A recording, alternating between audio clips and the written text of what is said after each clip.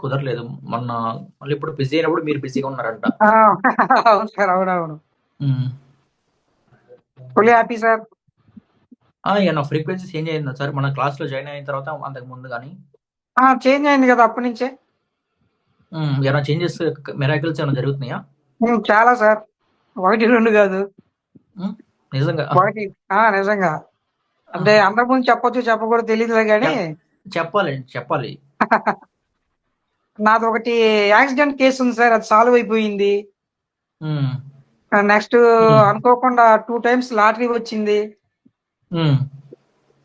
ఇంకా చాలా జరిగినియి. హ్మ్. ఇంకా జరుగుతూనే ఉన్నాయి. ఆ! మీ మాకొచ్చిన దాంట్లో కూడా బెస్ట్ మీరనుకుంటా. చాలా మంది అండర్‌స్టాండింగ్ లెవెల్స్ బట్టి ఉంటుంది సార్. మీకు లాజికల్ థింకింగ్ బాగుంటుంది. ఒకటి లూప్ తెలుసుకున్నారు. దాన్ని బట్టి వెళ్ళిపోతున్నారు. సార్. హ్మ్. సో, అంత హ్యాపీ సార్‌లే. హ్మ్. ఇట్లాంటి మీ వెరీ వెరీ ఓన్‌గా హ్యాపీ సార్. జరిగినందుకు. సో ఆహా!